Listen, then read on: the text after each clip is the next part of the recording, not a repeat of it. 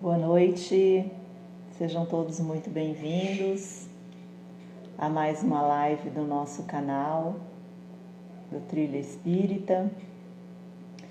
Hoje, quarta-feira, 2 de junho de 2021, estamos com um tema que vai ser pecado e punição. E vamos ter uma convidada muito especial, que é a Ciomara Oliveira, que já entrou aqui na sala. Eu vou convidá-la.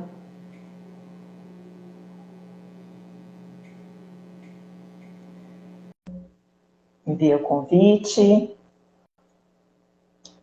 Esperar essa moça. Oi! Olá! Tudo bom, Shane? Boa noite, minha amiga. Boa noite, tudo bem? Acho que assim tá melhor, né? Sim. Dá para ver aí melhor. Está ótimo. Você está me ouvindo bem? Estou sim, e você me ouve bem também? Bem. Vocês me ouvem? Tudo Ótimo. certo. É engraçado isso, né? Nós nos falamos tanto pelo WhatsApp, temos assim uma empatia tão grande, é a primeira vez que nós nos conhecemos e virtualmente, digamos, né? Verdade, é um pessoalmente virtual. Isso vem a cada dia mais afirmar que amigos a gente não faz, a gente reencontra. Verdade. Então, eu sempre falo aqui que a pandemia nos proporcionou isso de positivo, né? De conhecer pessoas no Brasil inteiro. Como você que está aí em Salvador, é isso? Isso. Estou aqui no Gingado da Bahia. Ai, que delícia! Perto do Divaldo. Isso, perto do nosso querido Divaldo. Que maravilha. No caminho. Excelente, é um paraíso. Né? Sim. Minha amiga, ter a oportunidade de estar lá é sempre muito bom, sempre muito prazeroso e gratificante. Ah, sim, com certeza. Bom, para quem não conhece a Ciomara, ela é lá baiana, né, lá de Salvador, uma trabalhadora na seara espírita, na divulgação do Evangelho de Jesus. Ela tem um canal no YouTube, o Videira de Luz. Atualmente você está com um estudo, né, Ciomara, a respeito do livro Boa Nova. Isso mesmo. Então tá. E gentilmente hoje ela aceitou o convite de estar conosco aqui no Trilha, que são essas pérolas de convidados que nos dão ânimo, que nos auxiliam e que dão suporte nessa nossa caminhada. Bom, para iniciar, vamos fazer uma prece rapidinho? Vamos sim. Prece água a gente nunca recusa, né, Ciomara? Prece água fluidificada é sempre bem-vinda. É verdade. Amado Mestre Jesus, nós te agradecemos por mais essa oportunidade bendita de estudar os teus ensinamentos. Agradecemos a espiritualidade amiga que sempre nos assiste, nos envolve e nos dá um discernimento. Rogamos neste momento que todos nós possamos ser envolvidos para que da nossa mente brotem ensinamentos que realmente nós precisamos aprender nesta noite e que as pessoas que estão em seus lares possam receber também essa luz, possam refletir e possam, de certa maneira, ir transformando os seus hábitos, as suas diretrizes de vida, o seu dia a dia, enfim. Esteja conosco hoje e sempre. Que assim seja. Que assim seja. Bom, como eu disse, hoje nós temos o tema pecado e punição. E estudando, porque primeiro nós estudamos, né, Ciomara, bastante, porque nós também precisamos com certeza aprender muita coisa, e é uma oportunidade para quem está aqui. Então, nessa live, nós queremos propor assim, que as pessoas que estão assistindo propor uma reflexão, né? Porque é um tema tão importante, pecado e punição, dois conceitos que nos foram, assim, propostos desde a nossa infância, desde o berço quase. Então, sempre ouvimos, Deus vai te castigar, Deus castiga. Ah, se existe guerra, se existem crianças que nascem especiais, se existe injustiça, se existe guerra, fome, tragédias, é porque o Adão e a Eva pecaram lá atrás, que é o pecado capital. Então, que nós possamos abrir a nossa mente nessa noite com esses ensinamentos que você vai nos trazer, Sinara, no intuito de nos libertar, de assumir o comando da nossa vida, né? Nos libertar dessas algemas que nos impedem de seguir adiante.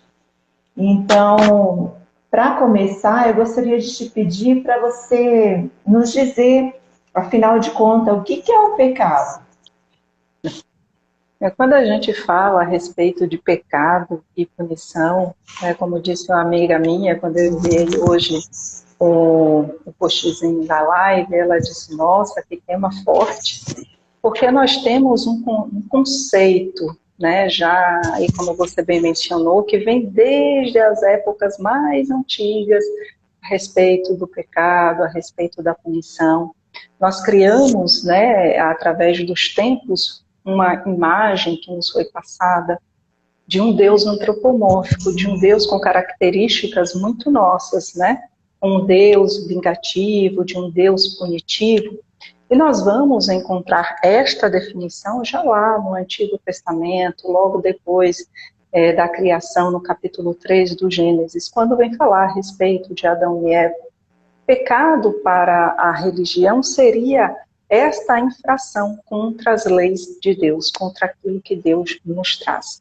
Né? Então, assim, no conceito generalizado, seria uma falta, algo que a gente faz aí de maneira equivocada, algo que nós cometemos. Então, sempre quando alguém diz pecado, a gente já volta o nosso olhar para essa questão. O que foi que a gente fez de errado? O que foi que a gente fugiu do nosso dever, da norma, dos parâmetros que consideramos corretos? Será que Deus, de fato, vai me punir? Será que eu vou ter uma punição eterna, como menciona, né, nos evangelhos, como muitas pessoas nos passam em algumas religiões? Se nós formos pesquisar a palavra pecado, ele vai, em suma, nos trazer isso. É algo, uma transgressão contra as leis de Deus. É uma palavra que vem do latim peccatum, né, que se nós formos ver, é derivado do verbo peco, e que significa enganar-se, cometer um erro, dar um passo em falso.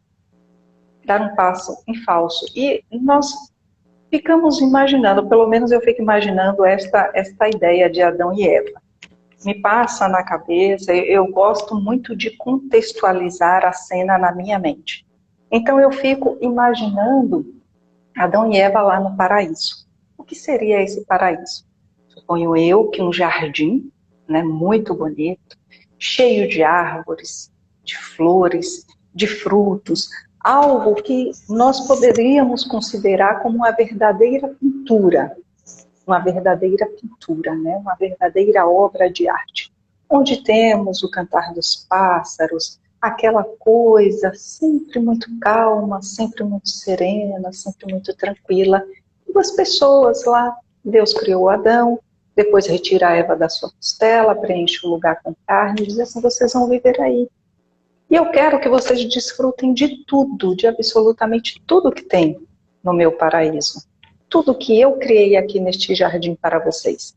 Mas, porém, contudo, no entanto, todavia, quando vêm as conjunções adversativas, aí, daquela árvore especificamente, daquela ali, as outras vocês podem comer à vontade, podem fazer o que quiser, mas daquela árvore especificamente, vocês não podem comer o fruto.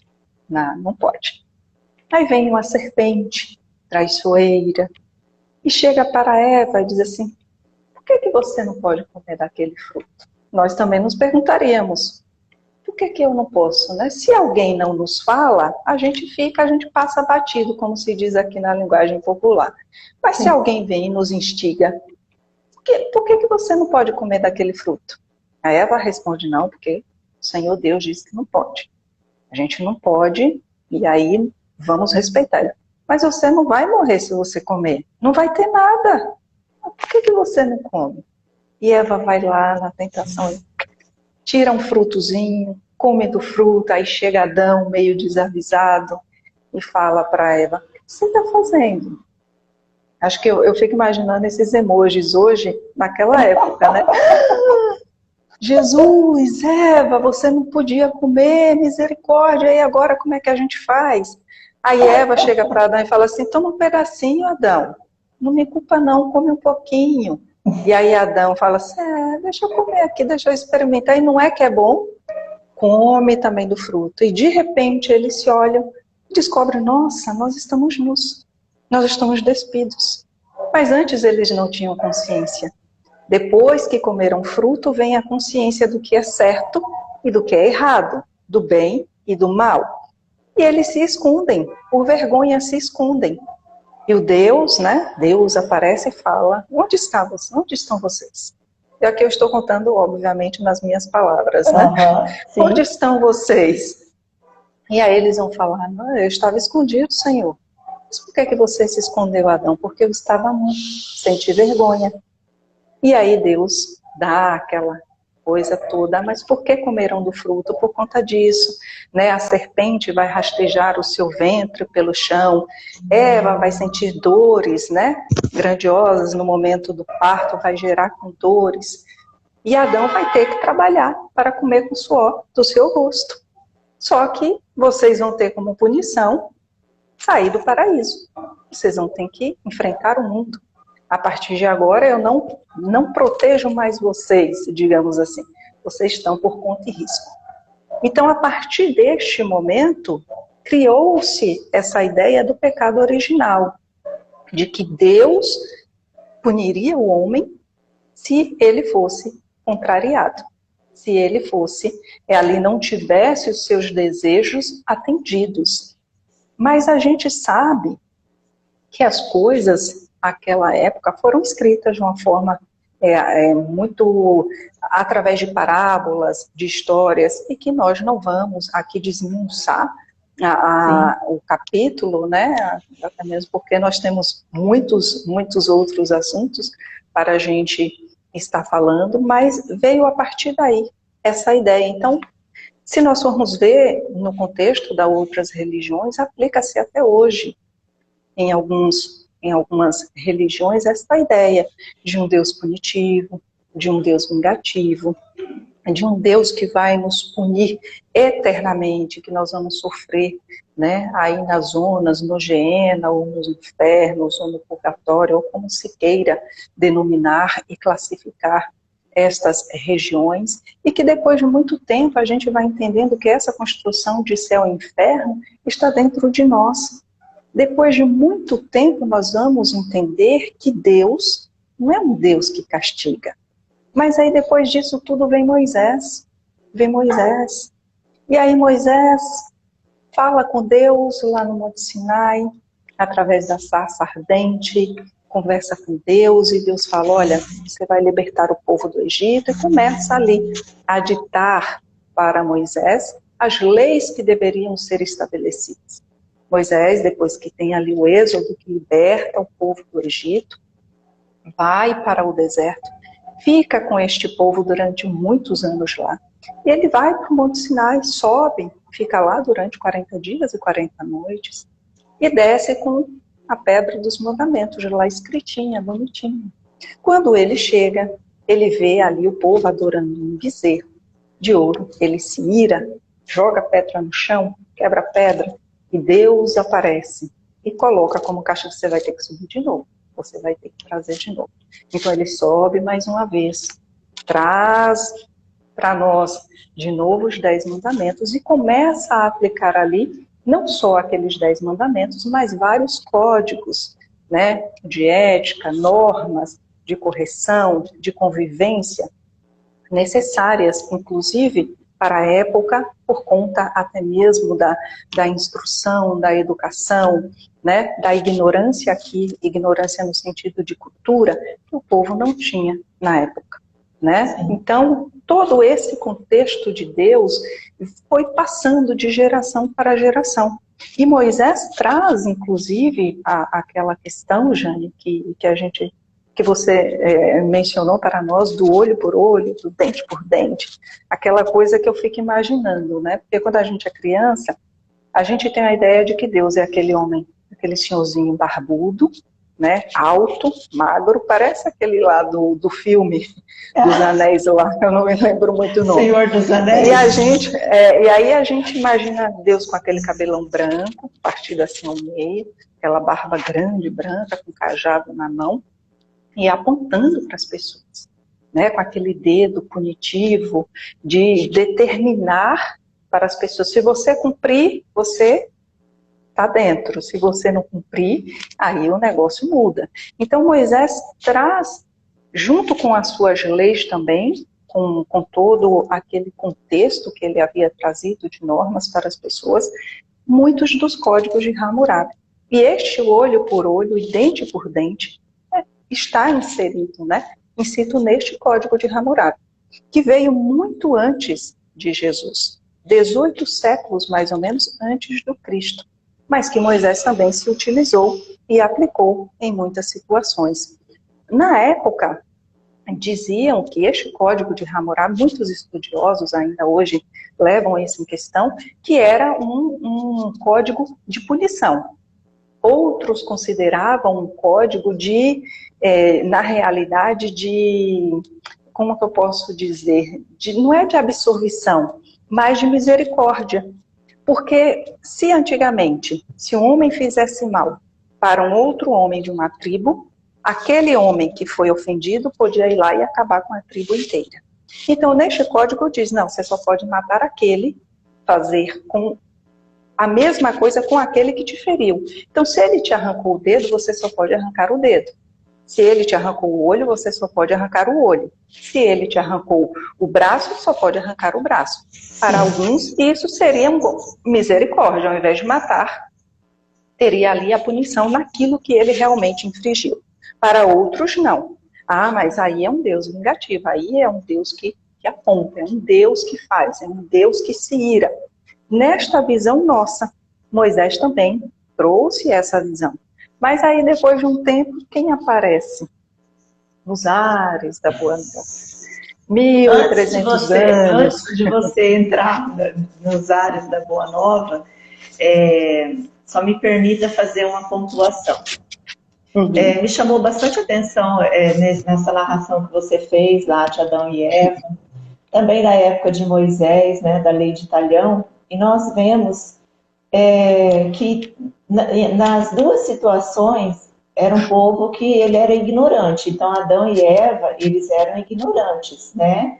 O povo da época de Moisés, eles também eram ignorantes, ou seja, ignorantes no sentido de não ter conhecimento das leis divinas, das leis morais, enfim. E depois vem, né, essa boa nova, que aí eu gostaria que você dissesse para a gente, né, com base nessa questão da ignorância, do livre-arbítrio e desse modelo de Deus, né, o que Jesus veio nos dizer a respeito de Deus, que ele trouxe um outro conceito. E aí nós temos muitas passagens, né, nos evangelhos, como você fez uma live esses dias a respeito da mulher adúltera. Então, fique à vontade aí para nos contar da Boa Nova. Porque, assim, o povo, como você bem colocou, era um povo que não tinha uma determinada cultura. Imaginemos um povo que está ali na servidão, sob o peso do chicote, sob o sol quente todos os dias, e que não podia errar e sofreria pena. Então, depois, sentem-se ali naquela liberdade e que podiam fazer o que queriam. Antes não podiam, depois já podia. Então, imaginemos Moisés para segurar, para conter os ânimos deste povo. Ah, mas antes eu não podia pegar aqui um copo de água de ninguém, hoje eu posso. Eu estou livre. eu estou com o meu povo. Então ele realmente, ali naquele momento, para ele foi necessário trazer de acordo com a cultura, com as necessidades de cada povo. 1.300 anos, mais ou menos, aparece Jesus, que também, né, o povo da época do Cristo, que viviam na época do Cristo, tinham essa mesma imagem. Afinal de contas, eles aprendiam a lei antiga, estavam ali educados através da lei antiga. Tudo que Moisés ensinou era tudo quanto eles buscavam, né, colocar em prática, aprender, estudar, enfim. Mas Jesus traz um Deus completamente diferente. Deus perde esta característica de ira, de vingativo, de punitivo, e Jesus nos traz uma imagem de um Deus terno, de um Deus bom, de um Deus justo, de um Deus que acolhe os seus filhos, que não repele, que não recrimina, que não pune, mas que pega ali no colo e diz, olha, se você errou, eu vou te dar uma nova oportunidade. Como está lá na questão 171 de O Livro dos Espíritos, quando Kardec pergunta em que se baseia o dogma da reencarnação. Os espíritos vão responder, porque um bom pai deixa a porta aberta para os seus filhos. Então, Jesus nos traz esta visão de um Deus justo. Seria muito injusto, digamos assim, né? Quem sou eu para falar, mas é um termo que no momento me veio. Seria muito injusto nós sermos, de certa forma, julgados diante de somente uma existência. Se nós temos que desenvolver tantas habilidades, tanto conhecimento, né, essas duas asas que nós temos do intelectual e moral, como que vamos parametrizar isso numa encarnação só? Pois é, e não foi à toa que Nicodemos, na conversa com Jesus, que está descrita para nós lá no Evangelho de João, nos traz essas perguntas, né? Esta curiosidade a respeito de o que seria necessário para que ele tivesse conhecimento do reino de Deus. E Jesus traz, é necessário nascer de novo. Ele olha para Jesus, mas mestre, como pode um homem velho entrar no ventre da sua mãe? E aí Jesus fala, tu és, né, mestre em Israel, né, aqui, e não sabe dessas coisas, se não conheces das coisas do teu cotidiano, como vai, né, assim, ter a pretensão, aqui na minha linguagem, obviamente, de querer conhecer as coisas de Deus? Então, Jesus nos traz esta visão de um Deus completamente diferente, que não era um Deus que julgava, era um Deus que absorvia, era um Deus que amava, era um Deus que pegava no colo. E ele nos ensina isso de uma maneira tão profunda, tão bela, que quando ele se vê naquela situação, ele estava em silêncio e de repente vem um alvoroço na sua direção. Várias pessoas discutindo e naquela confusão empurrando uma mulher, praticamente jogando-a no chão e dizendo, mestre, nas leis de Moisés, ele nos diz que a gente tinha que apedrejar essas tais. E tu, que dizes? Porque eles queriam pegar Jesus no contrapé, né, no contrapasso. Se Jesus dissesse que tinha que punir, eles iriam falar, mas cadê a tua lei de amor e de justiça? Cadê a tua lei de benevolência? Mas se Jesus falasse, não faça isso, a gente tem que amar o próximo como a nós mesmos. Não podemos julgar o outro. Aí eles iam falar, és um blasfemo, porque está indo contra as leis antigas. Que situação, então, né? Jesus primeiro olha, e aí de novo, Jane, eu gosto de me imaginar na cena, porque Jesus olha aquela situação e se cala. É um silêncio. E Jesus se cala, como se ele estivesse ali escutando o íntimo de cada criatura. Os pensamentos desarvorados, desordenados, perturbados, aquelas condenações, aquela vontade de fazer a justiça com as próprias mãos, e Jesus vai passeando o olhar naquelas pessoas. Dizem que Jesus se abaixa e começa a escrever ali ou desenhar no chão, que até hoje ninguém sabe. Eu ia te perguntar se você sabe. Né? Alguns dizem que ele só rabiscava, Outros estudiosos dizem, né, que ele podia estar ali colocando, enumerando, citando as mazelas de cada criatura, e conforme as pessoas iam lendo, iam se afastando. Mas a gente não tem como dizer que foi ou que não foi, né? A gente segue aqui o Evangelho, ele simplesmente escrevia lá, desenhava alguma coisa, mas o que é certo, e o que eu penso, é que a sua grandeza moral era tão grande, que o simples fato dele parar fez automaticamente com que todos pensassem. Nos fala, né, também a benfeitora Amélia Rodrigues, que Jesus observava os pensamentos. E ele ficava ali, olhando para aquelas pessoas. E já pensou se alguém chegasse dentro da nossa cabeça, dentro do nosso... Ninguém está vendo, ninguém está ouvindo. E alguém falasse assim, orgulhosa, avarenta, medíocre, mesquinha, dentro da minha própria cabeça. E eu, meu Deus, de onde está saindo essa voz? E Jesus simplesmente olha e fala, aquele que estiver sem pecados, que atire a primeira pedra. Fique à vontade. Se está na lei, eu não vou ser contra a lei. Mas se você tiver pecados, você também tem que se colocar na mesma posição, no mesmo lugar. Então Jesus dá ali a alternativa para aquelas pessoas. Se você se julga inocente perante a tua consciência e perante o Pai, atira a primeira pedra. E foi cada um largando as pedras, e disse que dos mais velhos aos mais jovens foram deixando as pedras, e de repente aquela mulher estava ali sozinha. Jesus olha para ela e fala, mulher, cadê os que te condenaram? Cadê os que te julgavam? Ela fala, Senhor, não tem ninguém aqui. Jesus fala, eu tampouco te condeno. Porém, vá e não peques. Alguns dizem, mas Jesus foi conivente com o erro. Não, de forma alguma. Tanto que ele adverte. Vai, mas não comete o mesmo erro para que não te suceda algo pior. Mas ele em nenhum momento, ele julgou, ele condenou. E aí nós vamos lá ao encontro do que está no Novo Testamento também, no Sermão da Montanha, quando nós vamos encontrar em Mateus, no capítulo 5, dos versículos 17 e 20, mais ou menos, quando ele fala, né? Por que vês tu o argueiro novo do teu irmão, enquanto no teu tem uma trave? Hipócrita, trata primeiro de tirar, né, a trave e te cega, para depois ver o cisco no olho do teu irmão. Com a mesma medida que você mediu o seu irmão, você também vai ser medido. Com o mesmo peso que você pesar o seu irmão, você também vai ser pesado. E aí fica na nossa... Mas por que Jesus disse isso?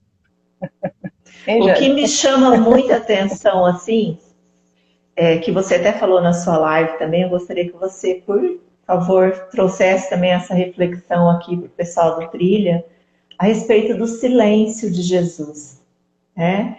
Que nós, normalmente, no dia a dia, e eu começo por mim, porque essa semana parece que quando nós temos uma live, nós somos testados naquele tema, então eu me peguei fazendo um julgamento, fazendo um comentário, né? E na hora veio assim na minha mente, por que não te calas, né? Tipo, o que vai somar esse comentário? Então, eu gostaria que você falasse um pouquinho para a gente sobre essa questão do julgar, que como que nós podemos aprender através do silêncio, né? Porque se Paulo de Tarso tivesse sido julgado, né? Saulo tivesse sido julgado pelos crimes, digamos, que ele cometeu, porque na época ele estava seguindo a lei. Mas se ele fosse, digamos, julgado, como hoje nós temos o tribunal, né, dos crimes de guerra, enfim. Se ele fosse julgado dessa forma, ele não teria feito essa transformação, né, essa caminhada que ele fez rumo à essência divina. Então, é isso. Como que nós podemos silenciar? Eu, uma vez, assim, passando por um momento turbulento, um amigo me disse, não entra em contenda. Cala, silencia e ora. Ele sempre me repetia esse mesmo ensinamento. Até hoje me repete esse mesmo ensinamento. Cala, silencia e ora. E eu fiquei imaginando, vai calar, a gente, tá bom, calar, tudo bem, eu entendi, a gente não vai discutir, ficar ali quietinho, tranquilo, mas o calar não é o mesmo que silenciar? Ele não. Você cala a sua voz. Silencia a sua mente e depois você entra em conexão com Deus. Porque todas aquelas pessoas ali calaram, mas não silenciaram. Calaram a voz, ficaram abafados na expectativa do que o Cristo iria falar. Mas os pensamentos estavam completamente perturbados. Então, quando Jesus cala, é como se ele falasse assim, olha, é necessário calar por dentro. Porque quando a gente cala, quando a gente silencia, a gente tem condições de compreender o que está de fora. Tudo que nos é trazido. A gente tem condições de acessar o que está na nossa consciência. Como está na questão 621, que você nos trouxe mais cedo. Onde está escrita a lei de Deus? Na consciência. Então nós temos condições de acessar.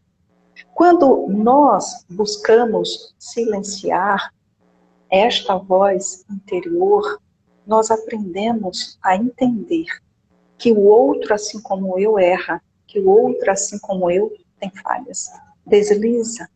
Estamos no mesmo caminho. Quando nós paramos de falar e quando nós passamos a silenciar a mente e o coração, porque nós temos que silenciar os pensamentos, mas também as nossas emoções. As nossas emoções. E naquele momento eu penso que Jesus falou assim, deixe-me ver se eles conseguem, além de não falar, silenciar o pensamento e entender a situação. Mas não silenciar. Não silenciaram, julgaram. E muitas vezes nós também temos que aprender a silenciar o nosso orgulho, a nossa vaidade, a nossa arrogância. Diante das questões mais simples, nós temos que não só fechar a boca, calar as palavras, mas silenciar a vontade de revidar, a vontade de agredir, a vontade de debater e de apontar o dedo para o outro. Então, o silêncio do Cristo representa para nós muito mais do que calar as palavras.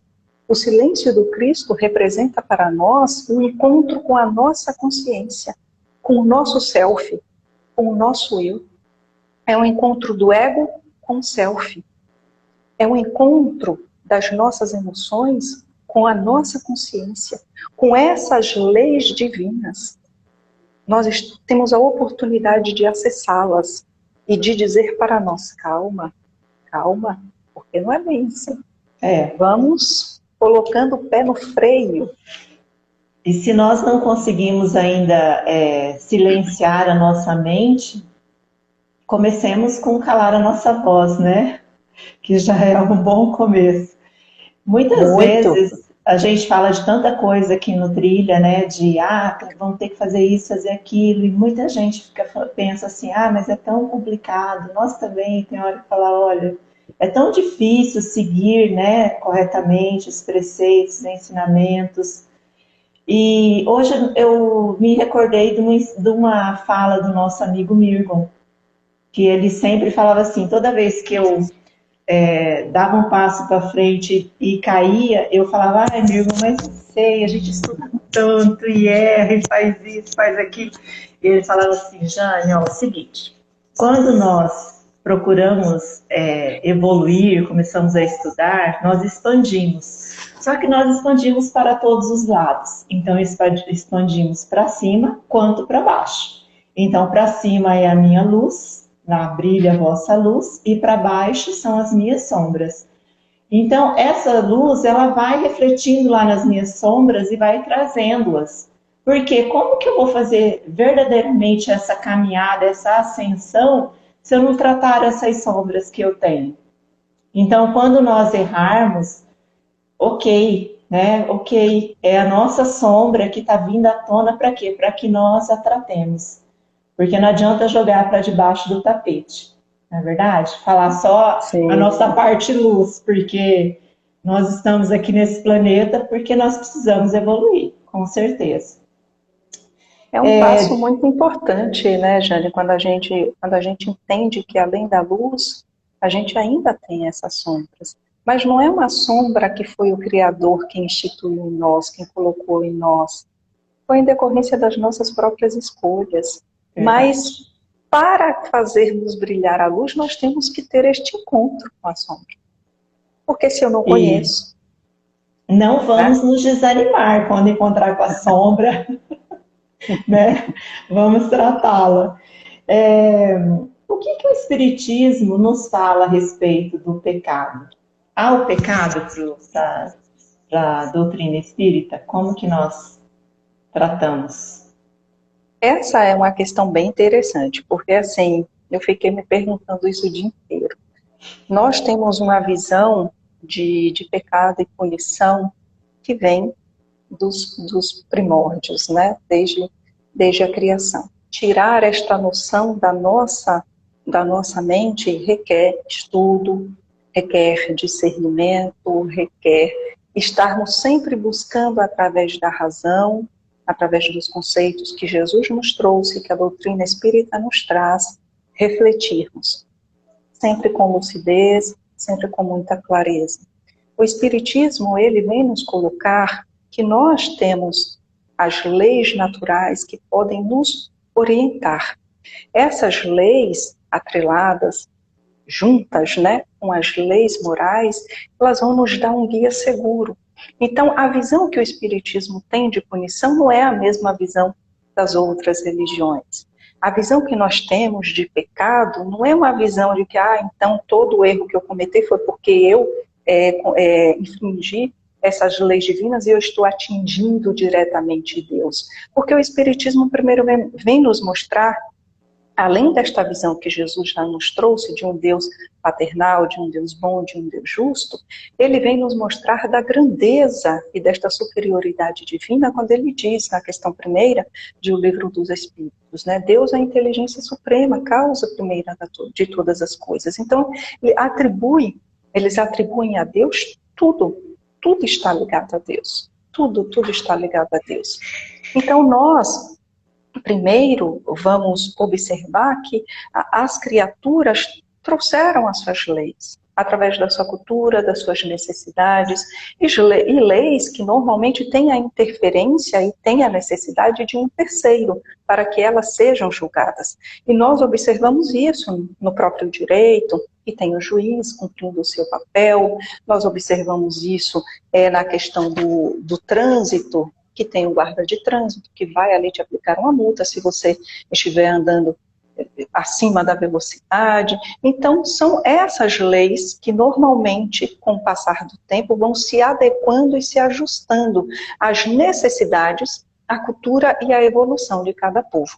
Quanto mais evoluído moralmente, menos precisamos dessas leis mais severas, dessas leis mais duras. Então, o Espiritismo vem nos trazer que o erro, este pecado, não é porque você quer atingir a Deus diretamente, até mesmo porque Deus não se ofende. Ele não se ofende, porque Ele é Deus, Ele nos conhece. Então Ele não vai se ofender se eu falar assim, Senhor, eu estou brava com o Senhor porque hoje eu não consegui comer chocolate. Então, é como quando a gente observa uma malcriação de um filho, a gente olha e a gente às vezes até ri. Ai, menino, vou até rir para não falar nada. Então Deus olha para a gente e fala assim, calma, tudo no seu tempo, você vai compreender. Só que no que se refere às leis naturais é completamente diferente. Eu tenho como lei, né, então, por um exemplo, se eu estou aqui, Silmara, e eu digo, olha, eu vou subir no pé de goiaba, uma goiabeira. Só que a goiabeira é muito alta. Eu, quando era adolescente, subi muito, mangueira, goiabeira, então, assim, hoje não tenho mais essa prática. Hoje não, a idade já pegou um pouquinho. Mas aí eu vou subir, sabendo que eu não tenho prática, sabendo que eu não tenho mais esta vitalidade que eu tinha nos meus 15, 14 anos, subo. Vou para um galho que é mais frágil, que eu sei que não vai suportar o meu peso. Então, se eu caio, a responsabilidade é de quem? De Deus ou da minha escolha?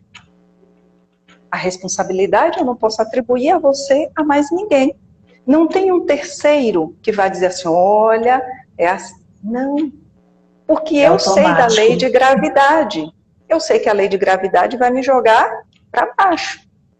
Então, se eu cair, todas as consequências dessa queda vão ser em decorrência da minha escolha. De ter subido na goiabeira, de ter ido ali para aquele galho que era mais frágil. Então, a doutrina espírita nos traz este novo conceito de que não é Deus nos punindo, são as escolhas que nós fazemos e que vão nos acarretar consequências, vão gerar consequências para todos nós. Ele não pode, a gente não pode falar assim, mas então eu escolhi, mas Deus podia ter me alertado. Mas onde está o nosso livre-arbítrio? Que a gente bate tanto na tecla. Eu gosto do meu livre-arbítrio, então se Deus me ditar um caminho, eu não tenho livre-arbítrio, então ele nos deixa livre. Mas nós temos que ter consciência de que toda ação vai gerar uma reação. Mas aqui, esta reação não é a que eu determino. Porque para as leis de Deus, existem atenuantes e agravantes que eu desconheço. Para as leis de Deus, o que eu considero uma simples falta leve tem um outro peso. Da mesma maneira que algo que eu acho que é extremamente absurdo, quando Deus for colocar lá na sua balança, entre aspas, terá um outro peso. Então, não temos como dizer que Deus é um Deus punitivo. A doutrina, ela nos traz esta compreensão. Você é livre para fazer o que você quiser, como nos trouxe lá o apóstolo Paulo. Muitas coisas me são lícitas, mas nem todas me convêm. Muitas coisas me são lícitas, mas nem todas me edificam. Então, se eu tomo a iniciativa de subir uma árvore, sabendo que eu não tenho prática para isso, se eu pular de lá de cima, obviamente que eu tenho certeza que eu vou cair, vou aterrissar no solo. Agora, se eu for quebrar um pé, se eu for me machucar, a forma como eu vou cair, aí vai ser em decorrência desta escolha. Sim. Desta escolha. Então, eu acho a doutrina nesse aspecto, assim, algo muito bonito, algo que nos traz um alívio tão grande, que nos traz um consolo tão grande, porque ele tira essa visão de pecado, que Deus castiga, que Deus é punitivo, de que Deus é isso, de que Deus é aquilo, esta visão antropomórfica. Da mesma maneira também... Nós estamos pagando algo que alguém fez, né? Que não... Pois é. Da mesma forma que nos tira esta visão de castigo e nos coloca como um processo de reabilitação. Que aí você também, se quiser, pode nos falar do que o próprio apóstolo Paulo nos traz também lá no livro dos Espíritos, né? Na questão que você trouxe para os nossos estudos, isso, que é muito interessante. Se você trouxe que o pecado é quando eu erro o alvo, digamos assim, né? Isso. Esse alvo é o quê? Esse alvo é o que Paulo nos fala lá nessa questão 1009, que ascender, gravitar para a unidade divina é o objetivo da humanidade. E aí eu te pergunto, como que nós podemos ser julgados, condenados, se até então nós não tínhamos conhecimento dessa lei? E aonde que está essa lei? Como nós já colocamos, quando os espíritos Kardec perguntam onde está escrita a lei de Deus? Na consciência. Então, automaticamente, nós vamos ter noção se aquilo que nós estamos fazendo para o outro é correto ou não. Basta querermos nos colocarmos no lugar do outro. Sempre vem. E se a gente ainda tiver dúvidas, se ainda houver qualquer resquício de dúvidas, vamos fazer a seguinte pergunta. Se fosse Jesus, o que Jesus faria aqui no meu lugar? Ele condenaria, ele puniria, ele se calaria, ele auxiliaria? A resposta é automática, é imediata. Talvez a gente não queira aceitar essa resposta, mas ela vem. Então, a partir do momento que esta lei está aqui, grafada, escrita, marcada na minha consciência, ela vai me alertar. Ela começa a acender lá um pisca-alerta. Olha, você não pode colocar o pé para uma pessoa cair, porque ela vai se machucar. E se E se fosse fosse você? você? E se fosse você? Você iria gostar que alguém fizesse isso com você? E aí Paulo vai nos trazer, ainda nesta resposta 1009 que você trouxe para nós, algo muito bonito, que ele diz assim, o que é castigo? O que é castigo? Que a gente fica se perguntando, né, gente? Meu Deus, a gente ainda como Será que espírita, a Deus gente está me acredita no castigando? castigo, né? E aí ele vai dizer assim, consequência natural derivada desse falso movimento, que foi o exemplo que a gente trouxe aqui. Subir na árvore, ela não me suporta. Se eu cair, foi a minha escolha.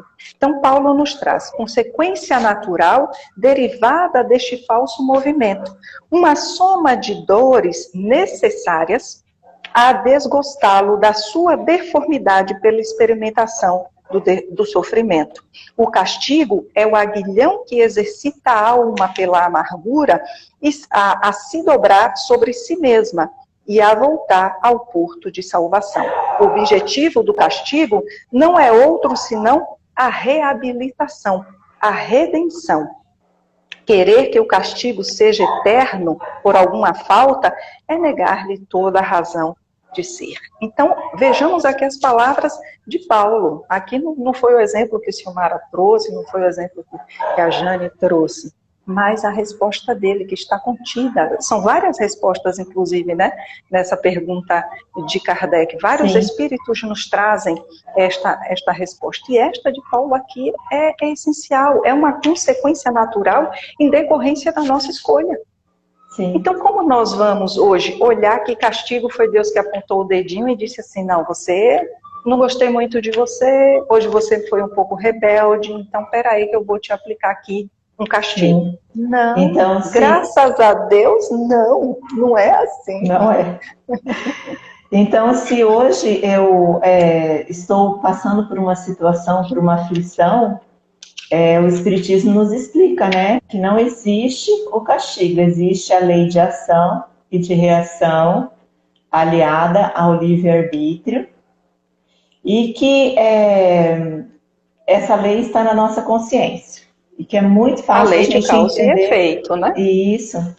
E que é muito fácil a gente entender sempre se colocando no lugar do outro. Então, se a gente perdesse tudo que tem de ensinamento, se nós sempre pensássemos nisso, em amar ao próximo e nos colocar no lugar do próximo, estaria tudo resolvido para a humanidade. Silmara, nós fizemos uma enquete, nós fizemos a seguinte pergunta ontem, a Tereza fez para nós, porque ela é a menina do marketing. Ela entende tudo, eu sou uma ignorante digital, digamos assim. Tamo junto. E ela perguntou o seguinte, qual dos pecados capitais você acha mais difícil de não cometer? E aí nós tivemos o top 7 dos pecados capitais, digamos assim. Então, o mais votado foi a ira. Então, as pessoas acham que é muito difícil não sentir raiva, ódio. Em segundo lugar, ficou a gula. Em terceiro, a luxúria. Em quarto, a inveja. Em quinto, a preguiça. Em sexto, a soberba. E o que me chamou muita atenção é que ficou em sétimo lugar, com nenhum voto, a avareza. Aí eu fiquei aqui me perguntando, será que é porque não poderia escolher mais de um? Ou porque eu fui responder, eu falei, nossa, só pode escolher um, né? Então, de que maneira que o Espiritismo pode nos ensinar a respeito desses 7 comportamentos que são os ditos pecados capitais?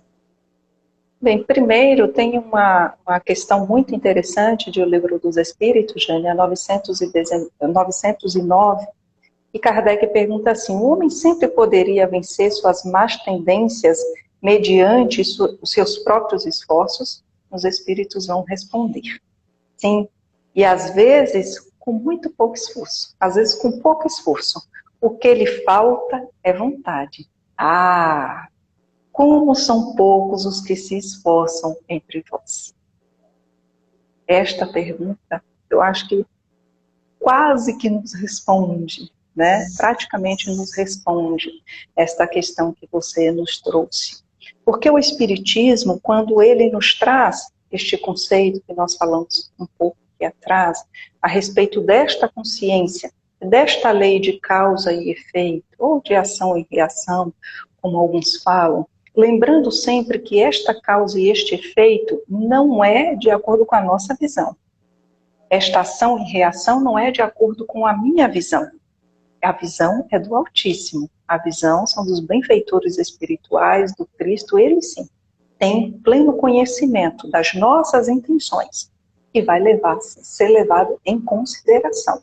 Muito importante a gente ressaltar isso. Então, quando nós temos consciência de que aquilo que eu faço vai nos trazer uma consequência, quando eu tenho de fato consciência de que eu observando a minha sombra, eu tenho oportunidade de fazer brilhar a minha luz, nos lembrando do que Paulo nos trouxe em uma das suas cartas, quando ele diz: eu tenho um espinho na carne, e este espinho me torna fraco. Mas é justamente na minha fraqueza que eu me faço forte. Porque nós precisamos reconhecer as nossas deficiências. Se eu sinto raiva, é natural sentir raiva. É um sentimento que todos nós sentimos. A questão é: o que eu faço com esta raiva que eu estou sentindo? Como eu estou canalizando esta energia? Como que eu estou retribuindo, né? Guardando esta raiva em mim, esta ira em mim? Será que eu estou retribuindo na mesma proporção? Será que eu estou devolvendo o tapa que eu recebo? Como você nos trouxe, se Jesus nos traz lá no Sermão do Monte, quando alguém te bater na face direita, dá-lhe a esquerda. Mas não é dar no sentido de dizer assim: então eu sou um tolo porque alguém está me agredindo e eu vou virar o outro lado. Não. É dar a face do entendimento, o outro lado do entendimento, o outro lado do perdão, o outro lado da compreensão. É o silenciar.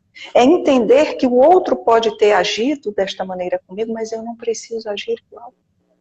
Eu não tenho por que retribuir na mesma proporção. Ainda mais se eu tenho conhecimento da lei do amor, da lei de justiça e de caridade. É dar esta face de entendimento, de indulgência, de misericórdia.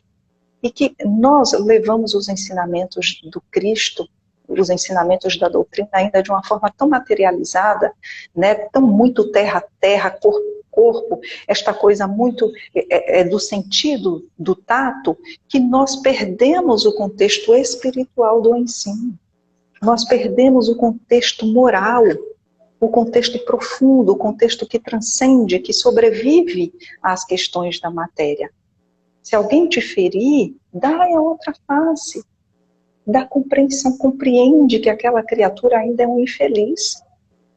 Que aquele irmão ainda está transitando nas suas sombras, nas suas trevas. E se nós temos um pouco de luz, compete-nos clarear os seus passos, assim como quem está à nossa frente clareou os nossos. Verdade. Porque é sempre uma via de mão dupla, não é algo individual. É individual no sentido de que eu, você e todos nós teremos que fazer os nossos próprios esforços para alcançarmos a nossa transformação moral, para fazermos brilhar a nossa luz. Mas não é individual do ponto de vista quando Jesus diz: ama o teu próximo como a ti mesmo. Auxilia, pratica a caridade, vai lá, benevolência para com todos, questão 886, indulgência para com as faltas e perdão das ofensas. Ajuda o teu irmão, ama o teu próximo.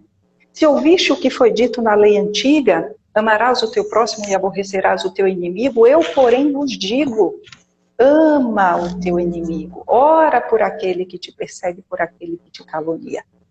Então Jesus vem nos trazer este conceito que a doutrina absorve.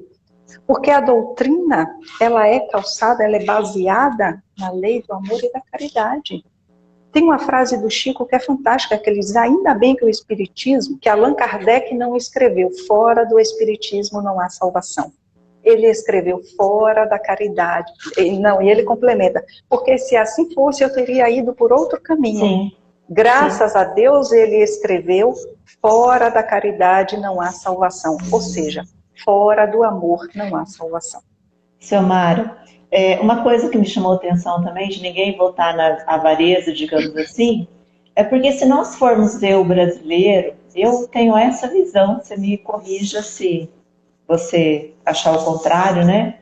Mas o povo brasileiro é o povo amoroso, né? Nós, normalmente, digamos que a maioria de nós, se um pede um pão, se um pede uma ajuda, nós estamos sempre prontos a ajudar. É que muitas vezes não são divulgadas essas ações, mas quantas ações solidárias nós temos ao redor desse Brasil?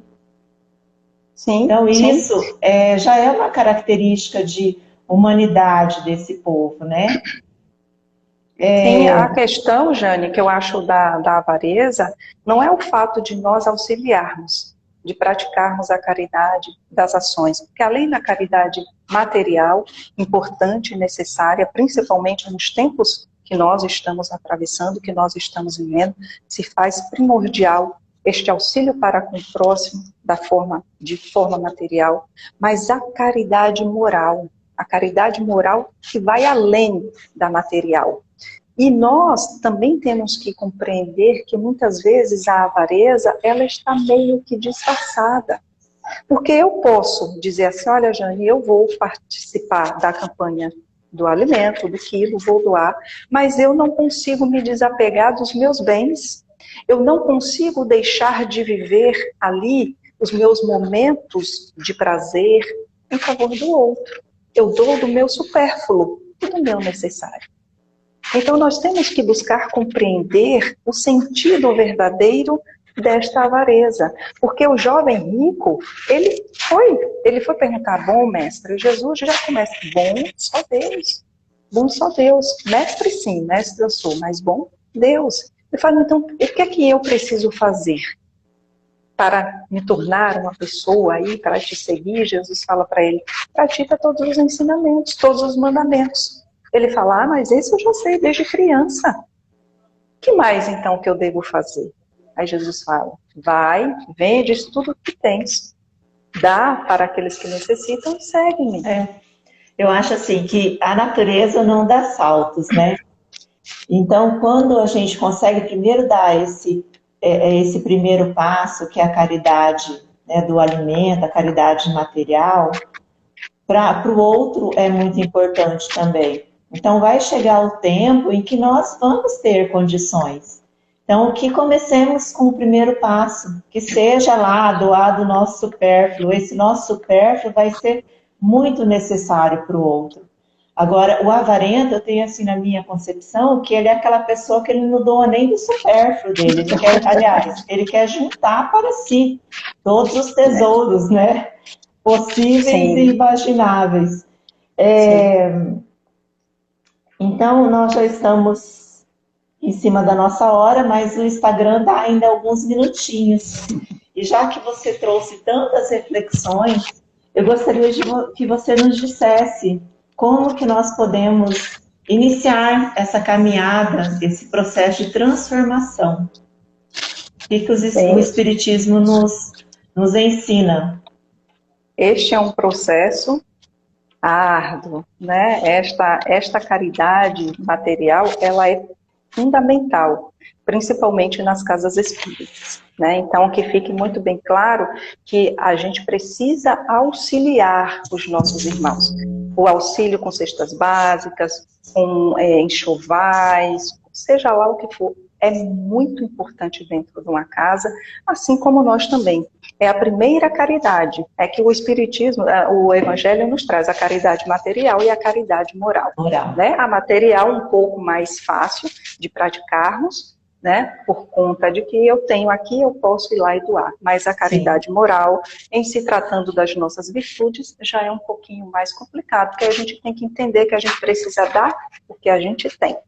Não que a gente detém. A moral, né? Inclusive, está lá a questão da pessoa, de dar a outra face, né? É a caridade moral.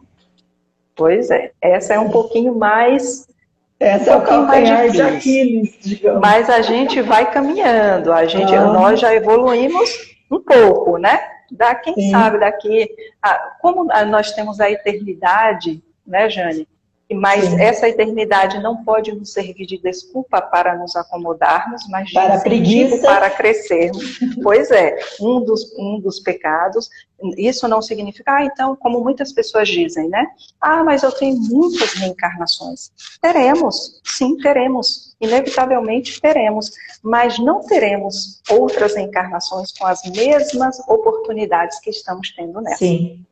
Talvez não estejamos mais com os mesmos parentes, os mesmos amigos, a mesma cidade, as mesmas necessidades, frequentando a mesma casa espírita, porque o outro pode evoluir mais do que nós.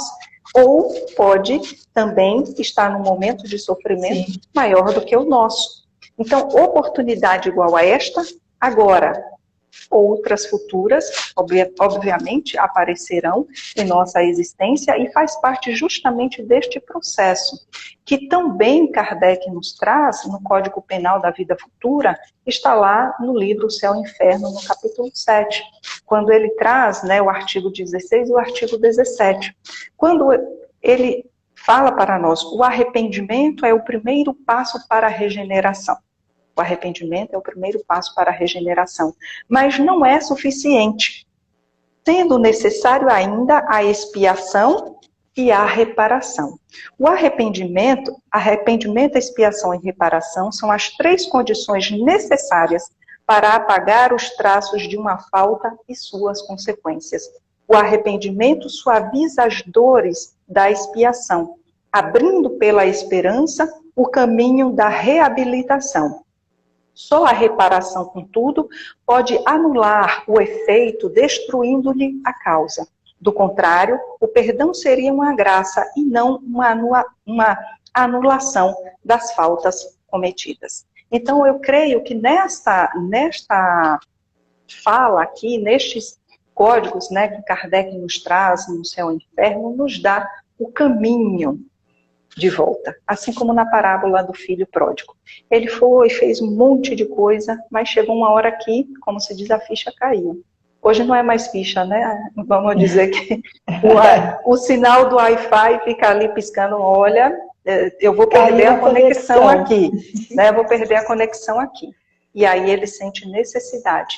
Ele se arrepende, há o arrependimento. Mas neste arrependimento, ele parte para o caminho de volta, trilhando pelos mesmos caminhos que ele fez, observando tudo quanto ele fez. Então, o arrependimento por si só não basta. É necessário a expiação, é ir corrigindo, né, através da reparação. Então, se ele foi para um determinado lugar, ele vai ter que retornar, sofrendo ali, obviamente, as agruras da viagem, as necessidades, as imposições, né, do próprio caminho, vencendo obstáculos, vencendo dificuldades, que é este processo de expiação que todos nós passamos. Quando nós nos damos conta desses 3 aspectos, nós vamos construindo a reforma íntima em nossos corações. Este processo de transformação espiritual. E vamos percebendo que não nos compete o papel de julgador, que não nos compete o papel de punir ninguém, porque nós sempre, além de julgarmos, apontarmos, né? Além de apontarmos, a gente julga, a gente condena e a gente, além de condenar, faz-se cumprir a sentença. Porque Sim. Para o outro, o rigor da lei, para nós, os atenuantes da lei. Então nós temos que pensar de forma diferente, de forma um pouco mais mais solidária, mais empática, buscando nos ensinamentos do Cristo esta consciência. Ama o teu próximo como a ti mesmo. E nos baseando, nos firmando nos ensinamentos da codificação. Aquilo que nós semearmos, inevitavelmente iremos colher. Talvez não nessa, numa próxima, quando a gente não sabe. Mas toda a nossa ação, ela gera uma reação. Toda causa vai ter um efeito. Mas para que nós tenhamos sempre a compreensão e a misericórdia do outro para com as nossas faltas, nós precisamos sermos benevolentes, indulgentes e aprender a perdoar, como nos traz na questão 886. Benevolência, indulgência, perdão. Este tríplice aspecto que resume-se na caridade e no amor ao próximo, trazida pelo Cristo, reforçado pelo Consolador prometido pela doutrina dos Espíritos e que nós estamos tentando assimilar. Não julgueis para não serdes julgados. Excelente. Incrível, excelentes reflexões, né, para fazer essa caminhada no processo da reforma íntima. Nós temos que nos conhecer, começar a olhar para dentro, porque somente assim que nós vamos lidar com as nossas sombras, né? Com as nossas imperfeições. Então, hoje nós aprendemos que pecado é quando eu erro o alvo, que não existe pecado para o espiritismo, né? Que o que existe é a lei de ação e reação, que é uma lei natural, digamos assim, que para a gente se melhorar, nós precisamos desse processo da reforma íntima. E aonde que está essa lei natural? Na nossa consciência. E se quiser resumir essa lei, sempre se perguntar, e se fosse comigo? Então, eu achei fantástico. E para assim, encerrar, eu estava aqui pensando na passagem de Jesus, que ele fala que ele veio para os doentes, né? Quando eles foram julgar, por que ele estava entre as pessoas lá, os que cobravam impostos, que eram ditos impuros, ele fala que ele veio para os doentes, porque são os doentes que precisam de médicos. Então, minha amiga, gratidão, que nós possamos ir bebendo essas pérolas que você nos trouxe, que nós possamos de fato aplicar no nosso dia a dia, assim com essa simplicidade que você trouxe, porque isso é muito importante, não querermos complicar mais, né, uma coisa que é tão difícil já da nossa compreensão, porque nós estamos ainda na infância do espírito, digamos assim. Graças a Deus, já pensou se a gente estivesse na fase adulta, agindo como nós agimos, oh meu Deus.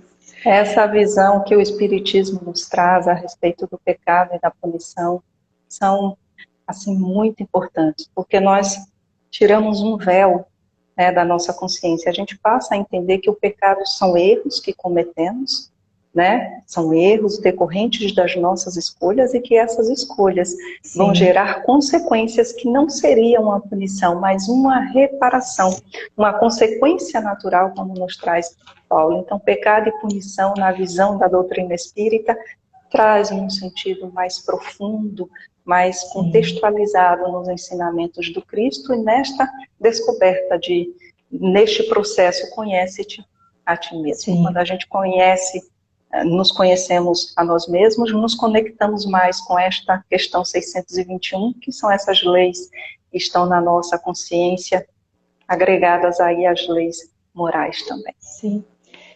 Uma pena que o relógio nos cobra, mas quem tiver dúvidas, tipo, eu cometi algum pecado, porque não é possível que a minha vida não anda, as coisas não dão certo.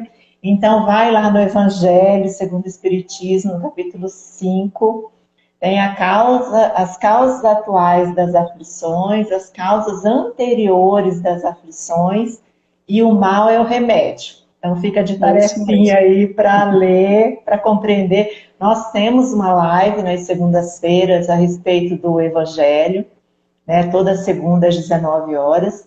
E tem lá a respeito desse tema já a live também, do capítulo 5.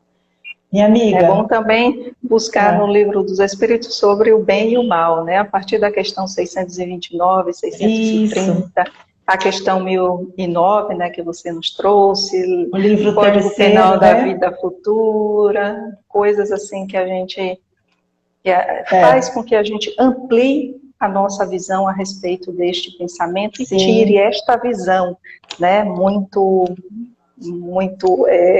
assim, focada num de, contexto mais antigo, né? e Que a assumirmos gente, e nós assumirmos esse as protagonismo na nossa história, responsabilidades, né? né? Ao invés Parar de de jogar tudo na conta de distribuirmos, Deus. e isso é um processo importante, porque a gente descobre, não, a responsabilidade foi minha, Deus, coitado, né? Coitado não, porque ele não é coitado, aqui no sentido, obviamente, de falar, Deus Aham. não tem nada com isso, Deus, pelo contrário, está lá me observando e dizendo, vem, filho, eu te espero, porque um bom pai sempre vai deixar a porta aberta para Sim. os seus filhos. Minha amiga, gratidão então por esses ensinamentos, né? Pela sua disponibilidade, por esse aprendizado. Em nome do Trilha, receba o nosso abraço fraterno, né? O nosso desejo aí de muita luz na sua vida, muita força, que você continue nos ensinando, né? Que você é uma estudiosa, que você encontre forças para o dia a dia, tá?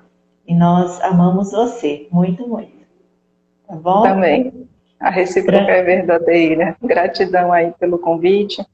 E foi um prazer, né, conhecer você, a Tereza.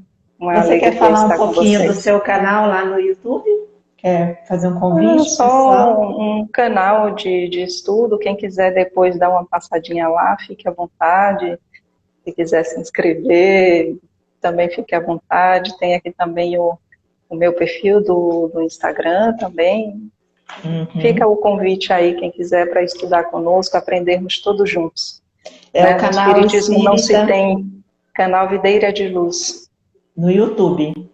isso no YouTube. E E tem aqui o meu perfil, você está fazendo o estudo do livro do Boa livro Boa Nova, Nova, isso. todas as Todas as segundas. sextas, Ah, é segunda sexta. tem as lives e na Ah, sexta é.